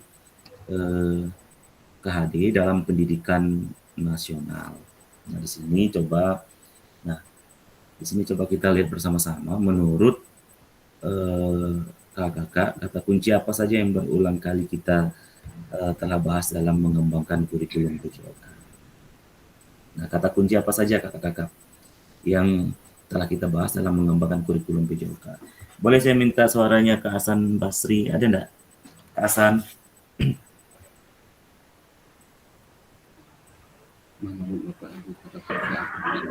Siap Kak, terima kasih Kak. Iya Kak, terima kasih. Boleh Kak untuk berbagi? Ya. Terima kasih. Ya, ini kata kunci ya Kak. Kata kunci untuk pengembangan kurikulum. Untuk pengembangan kurikulum ini yang pasti kita ingin adanya perubahan ya. Nah, setelah melalui pembelajaran tadi tentunya ingin lebih konsentrasi dan menerapkan sesi refleksi yang terstruktur dari setiap kegiatan pembelajaran. Mungkin itu Kak, yang pastinya semua bertitik berat dan bertumpu kepada peserta didik. Kurang lebihnya sekian. Assalamualaikum warahmatullahi wabarakatuh. Baik Kak. Ya, jadi kata kuncinya kita juga ingin ingin ada perubahan yang ada di pembelajaran atau dalam kita mengembangkan kurikulum PJOK ya kakak-kakak ya. Ini menurut Kak Hasan Basri. Mungkin kita coba untuk ada Kak Aditya ya. Kak Aditya. Ya Kak. Bolehkah untuk berbagi menurut kakak ini kata kunci apa yang berulang kali kita telah bahas dalam pengembangan kurikulum PJOK. Baik Kak, terima kasih atas kesempatannya. Mungkin menurut saya di sini ada beberapa faktor yang mempengaruhi seperti tujuan tadi, terus lingkungan sekitar, kemampuan siswa untuk menangkap suatu kurikulum PJOK itu, terus juga fasilitas di sekolah juga mempengaruhi untuk kita menentukan arah kemana kurikulum kita untuk diajarkan kepada siswa. Dan di sekolah saya juga Kak, saya ingin sedikit berbagi, ada beberapa siswa yang disabilitas. Jadi saya itu agak kesulitan dalam menentukan arah kurikulumnya kemana gitu kan. Karena mereka ini sulit diarahkan gitu. Jadi ya bingung juga saya mau gimana mengajarkannya gitu kan. Mungkin ada dari kawan-kawan di sini yang ada pengalaman tentang beberapa siswa yang yang berkebutuhan khusus itu gitu. Mungkin itu saja dari saya Kak, terima kasih. Baik, terima kasih Kak Aditya ya. Dalam pengembangan kurikulum tadi ya, yang Kakak bahas, mungkin ada berbagi pengalaman ya Kakak ya. Pengalaman tadi mungkin ada siswa yang berkebutuhan khusus itu memang diferensiasi Kak ya. Salah satu memang menjadi ini juga jadi penghambat atau menjadi penghalang atau menjadi hal-hal yang negatif dalam kita menyusun, sehingga kita harus bisa menyesuaikan. Nah di sini dituntut kita sebagai guru PJOK harus memberikan hak dan kesempatan yang sama dalam pemenuhan kebutuhan gerak tadi ya. Mungkin itu situasi yang terjadi di sekolahnya Kak Aditya ya. Ya boleh coba saya berbagi atau minta pendapat dari Kak Taufik. Ada Kak Taufik? Iya Kak, ada Kak. Boleh Kak untuk berbagi Kak. Terima kasih Kak atas kesempatannya. Mungkin kalau menurut saya itu kata kunci apa yang berulang kali kita telah bahas dalam pengembangan kurikulum, mungkin dengan menyusun program pembelajaran dan melihat kebutuhan dan karakteristik peserta didik Kak. Bagaimana nanti untuk kedepannya dan apa saja yang kita akan lakukan nantinya Kak. Mungkin itu saja Kak. Terima kasih. Baik Kak, jadi lebih melihat kepada ini ya kata kunci ya, karakteristik kepada peserta didiknya Kak ya, melihat keadaan siswanya. Baik kakak-kakak, kita lanjut. Nah, apa yang telah kita bahas merupakan karakteristik kurikulum merdeka. Yang pertama di sini fokus pada materi esensialnya kakak-kakak, esensialnya, kemudian muatan yang paling diperlukan untuk mengembangkan kompetensi dan karakter peserta didik. Nah, kita difokuskan kepada materi esensialnya, muatan yang paling diperlukan untuk mengembangkan kompetensi dan karakteristik daripada peserta didik. Nah, pengembangan kompetensi dan karakter. Nah, di sini pengembangannya kompetensi sosial, kemudian ada emosionalnya, kemudian dan moral peserta didik. Moral dari peserta didik. Kemudian di sini fleksibilitas ya. Fleksibilitasnya dalam pembelajaran. Kemudian di sini ada kurikulum dapat disesuaikan kakak-kakak. Fleksibilitasnya itu jadi kurikulumnya dapat disesuaikan dengan kebutuhan. Nah, dengan kebutuhan pengembangan kompetensi apa berarti jadi di sini kita juga membutuhkan dalam pengembangan kompetensi peserta didik. Kemudian karakteristik tadi yang disebutkan Kak Taufik tadi. Nah, karakteristik satuan pendidikan, kemudian dan konteks lingkungan sosial budaya setempat. Nah, keenam tadi itu adalah sebagai ini ya, mungkin sebagai acuan kita tadi, sebagai boleh dikatakan pembantu kita dalam mengembangkan dari kurikulum PJOK yang mungkin nanti kakak-kakak boleh diterapkan di dalam sekolah-sekolahnya atau di pembelajaran-pembelajarannya. Nah, kakak-kakak, kita coba lihat di sini. Mari kakak-kakak kita diskusikan pemikiran Ki Hajar Dewantara secara lebih jauh dan mengatakannya dengan karakteristik kurikulum merdeka. Nah ini kakak-kakak, Apa yang kakak dapat bagikan di sini? Mari diskusikan pemikirannya. Nah, boleh kakak-kakak untuk berbagi di sini pemikiran Ki Hajar Dewantara secara lebih jauh dan mengkaitkannya dengan karakteristik kurikulum Merdeka. Boleh Kak, saya minta pendapatnya Kak Mustaqim. Boleh Kak Mustaqim?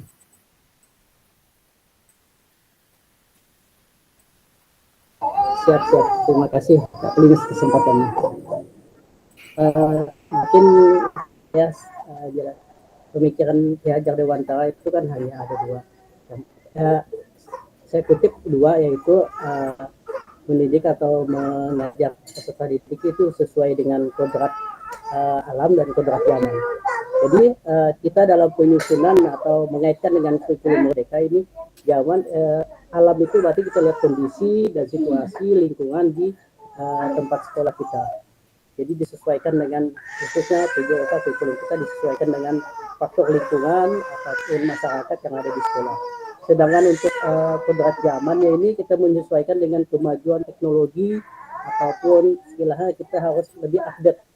Jadi kurikulum Merdeka ini memberi keleluasaan kita menyesuaikan dengan perkembangan zaman, terutama kemajuan teknologi saat ini. Mungkin secara singkat saya itu kan saya singkat berarti pemikiran Ki Hajar Dewantara itu bagaimana kita menciptakan suatu pembelajaran yang sesuai dengan kebutuhan peserta didik. Terima kasih Kak Dinis atas kesempatannya. Baik Kak, terima kasih Kak Muhammad Salki sudah memberikan pemahaman atau sudah memberikan pendapatnya. Jadi ya diskusikan dari Ki Hajar ya. Jadi kalau di pemikiran Ki Hajar Dewantara ini kan kita siswa itu kita sebagai guru kita menuntun dari siswa sesuai dengan kodrat alam dengan kodrat zamannya. Ya kakak-kakak boleh kakak-kakak yang ingin berbagi lagi di sini boleh kita diskusikan pemikiran Ki Hajar Dewantaranya. Boleh Kak Rudi untuk berbagi pendapatnya Kak Rudi mengkaitkannya dengan karakteristik kurikulum Merdeka Kak. Baik, terima kasih Kak Linus. Baik, untuk pemikiran Ki Hajar Dewantara ini kan kita kan menuntun atau bahasa yang paling enak itu adalah mengemong. Jadi intinya kita mengikuti gaya siswa, ya kan. Terus bukan kita dirubah lagi kalau dulu kita kan mereka ngikuti kita, tapi sekarang kita mengikuti mereka sesuai dengan karakteristik. Ya karena tadi sudah disampaikan Pak Mustaqim, di situ kan kodrat alam memang kita tidak bisa memilih, tapi kodrat zaman ini tidak boleh kita melengah kan gitu Pak Mustaqim kan. Jadi memang harus kita sadari meskipun kita hidup di desa, mohon maaf di kampung, tetapi kita namanya kodrat zaman, apakah kurikulum Merdeka kita lakukan atau enggak, ya ujung-ujungnya nanti kita akan kualan sendiri. Yang sekarang yang mereka rasakan enggak mau belajar, setidaknya kurikulum Merdeka sekarang udah mulai mau bergerak. Jadi intinya itu lebih mengemong, menuntun, bukan berarti kita melepaskan, tetapi kita mengarahkan. Jadi mengarahkan kayak kita punya anak kecil baru berjalan tuh kan, udah berjalan sesuai dengan keinginan. Kalau mereka ayo jalan ini, tapi anak kita enggak mau ya percuma. Tetapi kalau dia memiliki keinginan sendiri, kita dengan mengontrol, mungkin filosofinya lebih ke situ, lebih mengemong daripada kita itu, tetapi tetap mengontrol. Itu sih Kak Plinus, mungkin menambah Kak Mustaqim lebih mungkin fleksibel lah istilahnya kan. Terima kasih. Baik Kak Rudi, terima kasih. Ya lebih kepada menuntun ya, sama juga tadi seperti disampaikan Kak Mustaqim juga lebih dalam kita menuntun ya memang apalagi dikatakan tadi di sini ada kodrat alam ya, kodrat alam ya memang bawaannya siswa ini sepertinya memang bisa jadi pada dasarnya kodrat alamnya itu mereka bermain. Kemudian kalau kodrat zaman, nah ini yang paling menjadi PR kita Kak ya, menjadi PR kita sebagai pendidik. Nah, kira-kira pengalaman Kak Rudi di sekolah itu dengan Kak Mustaqim kira-kira dalam menuntun karakteristik anak dalam kodrat zamannya itu apakah ada kesulitan Kak?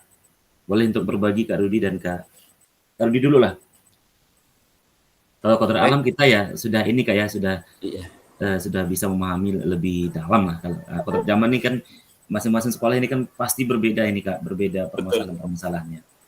Baik, Boleh. terima kasih Kak Blinus untuk menanggapin dari merubah dari kodrat zaman atau yang sekarang kita lakukan. Bahwasanya mungkin ya di kami yang di kota itu kan tidaknya kan mengenalkan di IT ya tentang pembelajaran yang tidak ya otodidak, tapi pembelajaran yang sesuai dengan zaman, menggunakan aplikasi, menggunakan Canva, kita mengirim link, menggunakan YouTube dan lain sebagainya, itu termasuk merubah dari pola pikirnya meskipun kita dari posisi di kampung. Terus yang kedua, pola pikirnya mereka yang mungkin kita harus namanya digitalisasi bukan berarti kita tuh melepaskan, tetapi tetap mengontrol, bahwasanya memberi pemahaman untuk zaman yang sekarang ini. Kalau IT-nya atau pemahaman di internetnya itu tidak diberi pemahaman, otomatis kan mereka akan yang tahu sendiri ya, zamannya sekarang membuka yang situs yang tidak betul, negatif. Itu adalah bagian dari kita tetap mengontrol dari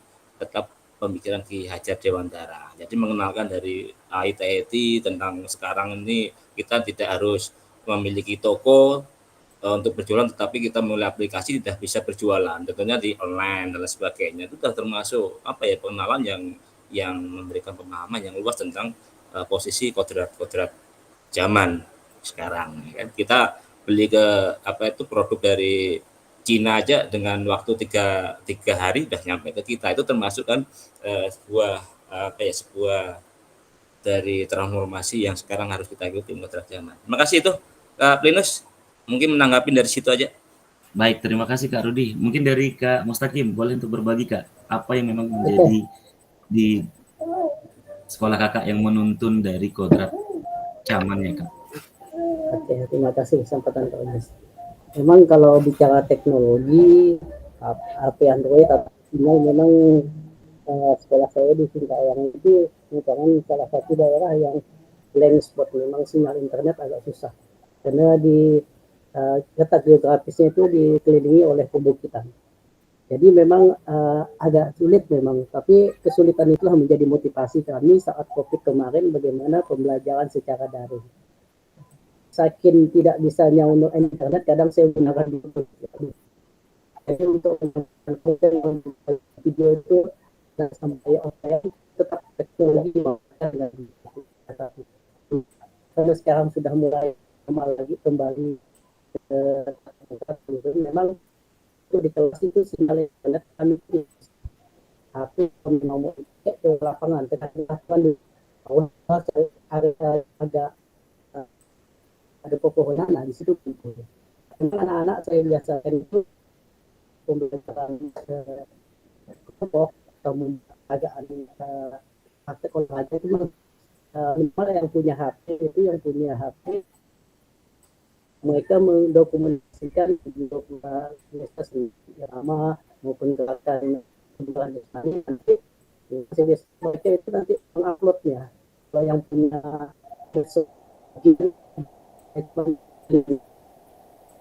bisa pengantar bahwa itu dari story biasa gimana jadi YouTuber anak itu untuk posting agak itu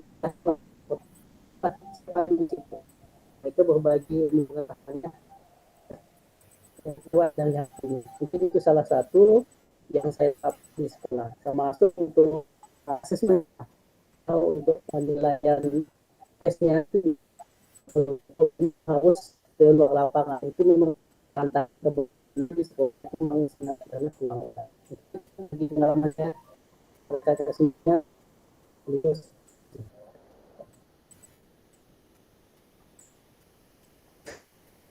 Baik Kak Mustaqim, terima kasih sudah berbagi pengalamannya. Tadi suaranya putus-putus kayak sepertinya gangguan sinyal ya. Nah. Baik, terima kasih Kak Rudi dan Kak Mustaqim sudah berbagi pengalamannya sehingga dari menuntun dari karakter kodrat zaman, kodrat alamnya daripada siswa-siswa tersebut tadi. Baik kakak-kakak, coba Kak Topik, boleh Kak untuk berbagi lagi Kak Topik dari menurut ini Kak pemikiran Ki Hajar Dewantara ini Kak Topik. Maaf Kak, tadi terputus sinyal internetnya. Ya Kak, gimana Kak? Coba berbagi pengalamannya Kak, gimana Kak? Mari yang di slide ini Kak, diskusikan pemikiran Kak Hajar Dewantara secara lebih jauh dan mengkaitkannya dengan karakteristik kurikulum merdekanya Kak. Iya Kak, jadi mohon maaf nih Kak, saya belum memahami nih tentang modul yang ini Kak, yang untuk Hajar Dewantara. Iya, menurut Kakak aja Kak, menurut pemahamannya seperti apa Kak? Di Iya. sini kan gimana ya? Kayak aja sebagai itu. Jadi pendidik itu hanya dapat menuntun tumbuh atau hidupnya kekuatan kodrat ya Kak ya tadi Kak ya? Iya Kak. Kodrat yang ada pada anak-anak agar dapat memperbaiki tingkah lakunya, hidup dan tumbuhnya kekuatan kodrat anak. Kalau di sekolah saya itu gimana Kak ya? Bingung mau jelaskan ini sekolah saya.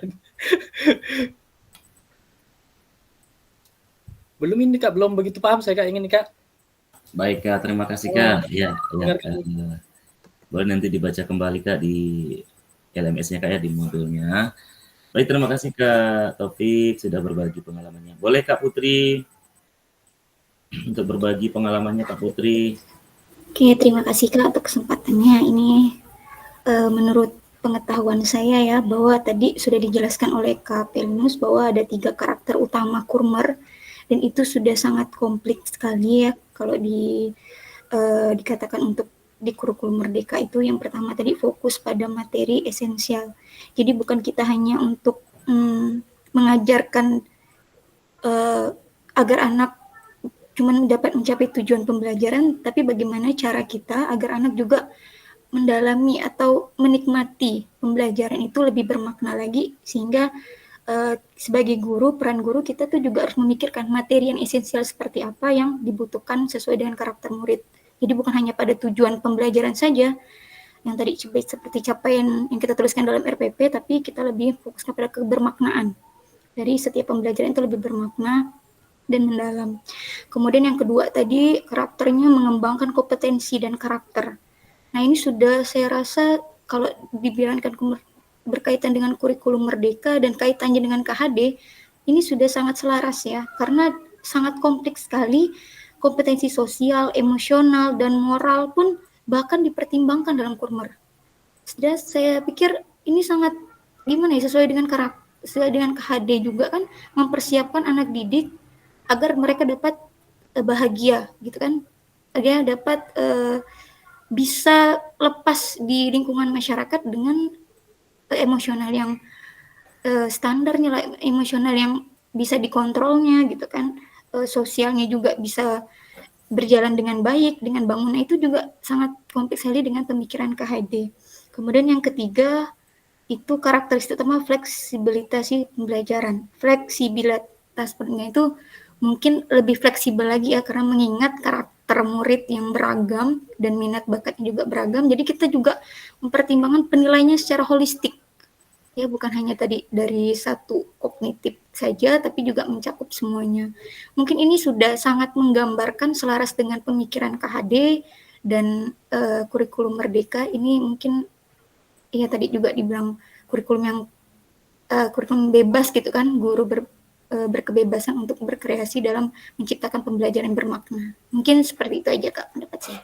Terima kasih Kak Monika Putri, sangat luar biasa sekali pemahamannya dan paparannya ya, dari mengenai apa yang pemikiran Kak Hajar Dewantara ini secara lebih jauh dan mengingatkan dengan karakteristik kurikulum merdeka. Ya, jadi apa yang disampaikan kakak-kakak semua sudah sangat-sangat betul ya kakak-kakak semuanya. Jadi kurikulum merdeka ini memang kembali lagi ke kita sebagai guru. Apakah kita lebih nyamannya di mana? Apakah kita kembali lagi mau menerima perubahan-perubahan tersebut sehingga kita juga bisa tadi flashback ke belakangnya, atau kita bisa melihat dari capaian-capaian pembelajaran, kemudian tujuan dari pembelajaran kita, sehingga dalam kita menyusun kurikulum dari PJOK ini sesuai dengan standar-standar yang ada, sehingga dapat lebih dapat intisarinya dalam kita menyusun itu dari capaian pembelajaran kemudian sehingga ke tujuannya, sehingga lebih sampai kepada klimaknya. Ya, contohnya saja kakak-kakak semua dari dalam pembelajaran ini, dari pengembangan kurikulum PJOK ini kan, kalau kita misalnya kita mau pergi liburan. Nah, kalau kita mau pergi liburan kira-kira apa saja yang mungkin yang boleh kita siapkan. Nah, misalnya kita liburannya ke pantai. Nah, lalu kita membawa peralatan yang tidak sesuai. Artinya tujuan pembelajaran itu tidak akan tercapai. Nah, begitu juga sama halnya dalam kita mengembangkan kurikulum PJOK ini. Jadi kita harus melihat dari situasi dari karakteristik siswa tadi, kemudian dari konteksnya masyarakat, kemudian dari letak strategisnya dari sekolah tersebut. Nah, kita harus menyesuaikan. Dan bekal-bekal yang kita bawa tadi seperti contoh liburan itu tadi memang harus sesuai dengan capaian pembelajarannya, kemudian harus sesuai juga dengan tujuan pembelajarannya. Sehingga yang kita susun, sehingga yang kita buat itu bisa tersampaikan dan bisa sesuai dengan apa yang kita inginkan. Kira-kira seperti itu kakak-kakak ya. Boleh kita akan lanjut di sini kakak-kakak. Nah, Ki Hajar menggariskan atau menggarisbawahi bahwa maksud pendidikan adalah menuntun. Nah, ini kakak-kakak, saya yakin yang dari guru penggerak ini sudah sangat paham. Ya, sudah sangat paham, sudah menemukan dari apa kata menuntun, ya, menuntun segala kodrat yang ada pada anak-anak, kemudian agar mereka dapat mencapai keselamatan dan kebahagiaan yang setinggi-tingginya, baik sebagai manusia maupun sebagai anggota masyarakat. Nah, boleh berbagi Kak Andi Kurniawan. Andi Kurniawan, boleh untuk mempertebalkan kembali kata dari menuntun segala kodrat itu, Kak. Oke Kak, terima kasih. Saya kebetulan dari guru penggerak Kak, angkatan 7. Jadi Ki Hajar Dewantara adalah modul pertama yang saya pelajari ketika menjadi guru penggerak. Filosofi Ki Hajar Dewantara. Ada banyak hal menarik yang membuat saya kemudian jatuh cinta pada sosok Ki Hajar Dewantara. Jadi Ki Hajar Dewantara itu pada dasarnya dulu saya berpikir kalau seorang anak itu adalah selembar kertas putih. Ternyata tidak. Ternyata selama ini kita salah. Kalau ternyata anak-anak itu adalah di dalam setiap anak itu udah punya garis. Ada garis yang baik, ada garis yang buruk. Jadi tugas kita sebagai guru adalah menebalkan yang baiknya atau bakat-bakatnya, kemudian menyamarkan apa yang mungkin menjadi kebiasaan buruk dari anak tersebut. Kemudian untuk saya pikir kalau untuk menuntut segala kodrat yang ada pada anak, ya kita mungkin sudah lama belajar tentang Ingarso Sungtolodo dan lain-lain lah ya. Saya nggak hafal ke belakangnya, tuh Handayani aja yang saya hafal. Nah itu udah menjelaskan banyak hal. Kalau kita sebagai guru, kita ya sewajarnya memfokuskan pendidikan itu untuk perkembangan anak gitu. Kemudian untuk filosofi Ki Hajar Dewantara yang saya suka itu ada beberapa, Kak, suaranya mantul. Ada beberapa hal. Yang pertama itu saya mungkin ini jarang sekali dikutip oleh beberapa orang, tapi ada salah satu hal yang membuat Ki Hajar Dewantara itu keren menurut saya. Ki Hajar Dewantara itu pencetus asas trikon, continue, konvergen, dan konsentris. Continue itu adalah bahwa pendidikan itu sejatinya harus dilakukan secara terus-menerus. Nah, jadi kalau kita datang sebagai guru cuma sehari, besoknya kita nggak datang lagi, pendidikan itu percuma gitu.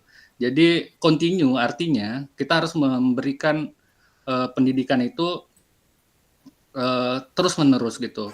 Satu ilmu, satu hari. Nggak apa-apa sedikit, yang penting ada hal baru yang bisa kita ajarkan kepada murid-murid kita. Itu yang pertama. Kemudian konvergen, bahwa ilmu itu bisa kita dapat itu dari luar. Jadi nggak harus kita berkutat pada lingkungan kita saja, tapi kita bisa mengadaptasi ilmu-ilmu yang dari luar. Termasuklah apa yang kita lakukan sekarang. Kita belajar dari teman-teman yang di daerah mungkin, kalau yang di kota, kemudian yang di daerah belajar dari teman-teman di kota bagaimana cara melakukan pembelajaran PJOK yang seharusnya. Kemudian yang terakhir adalah konsentris, bahwa jangan lupakan yang namanya identitas kita sebagai bangsa Indonesia gitu. Jadi jangan lupakan yang namanya adat istiadat, kemudian lingkungan kita itu harus kita jaga untuk sebagai bekal untuk anak-anak kita nanti ketika mereka menghadapi Indonesia Emas 2045 ya, itu yang digadang-gadang. Kalau mungkin prediksi saya untuk mencetak generasi emas 2045, kalau kami yang mengajar di SD sekarang, itu anak-anak kami nanti pada 2045 itu umurnya 28 tahun. Itu angka produktif sekali. Jadi ya bapak-bapak, ibu-ibu yang mengajar di SD, kemudian di TK, ya sekaranglah saatnya kita mencetak generasi emas 2045 itu. Jadi sekian Kak dari saya. Terima kasih. Baik, terima kasih Kak Andi. Ya, luar biasa sekali pemaparannya. Memang sekali lagi, memang di Guru Penggerak itu kan memang sudah sangat kompleks dibahas tentang menurut Ki Hajar Dewantara ini. Jadi, ayo kakak-kakak yang belum GP, kita ikut lagi nanti. Saya juga belum nih kakak-kakak semua. Semangat. Jadi di kelas kita ini banyak sekali guru penggeraknya. Baik kakak-kakak, kita lanjut. Nah, di sini tadi seperti Kak Andi sampaikan kepada kita semua, memang kita ibaratkan tadi siswa itu ibaratkan garis yang tipis. Nah, garis yang tipis tadi yang memerlukan arsiran kita, yang memerlukan kita untuk menebalkannya sehingga mereka juga dapat menemukan dari skill dari mereka atau dari siswa tersebut tadi, sehingga perlu tuntunan dari kita sebagai guru untuk menuntun mereka, untuk membawa mereka ke arah yang lebih baik. Nah, oleh sebab itu, di sini kakak-kakak pendidikan itu hanya dapat menuntun tumbuh atau hidupnya kekuatan kodrat yang ada pada anak-anak agar dapat memperbaiki lakunya, bukan dasarnya. Nah, hidup dan tumbuhnya kekuatan kodrat anak-anak, ya, kakak-kakak semua. Nah, kakak-kakak semua, jadi terima kasih. Mungkin dari pembahasan kita tentang pembelajaran ini ya, kurikulum PJOK ini. Ingat ya kakak-kakak ya, ini kita membahas tentang kurikulum PJOK. Ya, kurikulum PJOK. Jadi dalam kita semua, dan boleh ditekankan lagi, kita di sini membahas tentang kurikulum PJOK, bukan kurikulum mata pelajaran yang lain ya kakak. Ini terkhusus kita memang sangat spesial sekali kita bisa mendapatkan materi ini dalam penyusunan kurikulum PJOK tadi. Nah, kakak-kakak, sekian dan terima kasih dari apa yang kita membersamai ini. Ya, semoga apa yang telah kita pelajari secara bersama-sama, apa yang sudah menjadi yang sudah kita kolaborasikan bersama tadi dari kakak-kakak semua, ilmu yang sangat luar biasa. Semoga ini dapat menjadi bekal nanti dalam kita menentukan, dalam kita menyusun kurikulum terkhusus kepada mata pelajaran PJOK ini untuk menuntun kita ke arah yang lebih baik lagi. Baik kakak-kakak, terima kasih. Mungkin kakak-kakak agar tidak lupa boleh untuk mengingatkan kembali ya untuk tugas-tugasnya kakak-kakak semua. Ya, boleh untuk dilihat kembali apa yang menjadi kebutuhan kakak-kakak di LMS. Nah, jangan sampai lupa ya kakak-kakak, seperti ada tugas-tugas yang kelewatan, nah tugas-tugas yang memang kakak-kakak lupa, nah saya akan mengingatkan juga nantinya, sehingga agar tidak terlewatkan. Dan kalaupun misalnya ada hal-hal yang ingin didiskusikan, boleh diskusikan lewat di grup kita. Baik kakak-kakak, untuk pertemuan kita hari ini, sebelum mengakhiri tatap maya kita yang ke-7 ini, sebelumnya sebaiknya agar apa yang sudah kita pelajari secara bersama-sama biar ada manfaatnya, sebelumnya kita mengakhiri ini berdoa menurut agama dan kepercayaan kita masing-masing. Berdoa dimulai.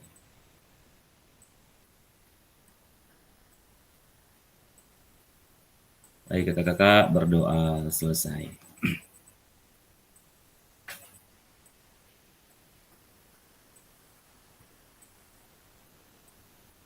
Ya kakak, mungkin ada yang boleh ya, pertemuan kita sudah cukup sampai di sini. Foto enggak ya? Oh iya kak, boleh kak, foto, lupa saya. Ngantuk Pak. Nonton bola, efek nonton bola. Nanti jadi. Ayo Pak Wel, syuting Pak Wel. Siap. Pak Ketua boleh Pak Ketua. Izin Bapak Ibu. Ya, on kamera. On kamera 1, 2, 3. Ulangi Kak, ulangi gaya bebas. Gayanya. Bentar Kak.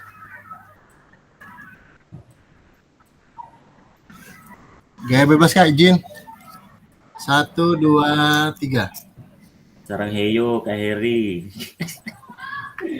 Oke, terima kasih kakak-kakak semua. Semoga sehat selalu. Ya, mengingatkan kembali kakak yang untuk tugasnya, silakan di cross check lagi, mungkin ada yang terlewatkan. Terima kasih Kak. Akhiri ya kakak-kakak, Selamat siang. Sore. Sore.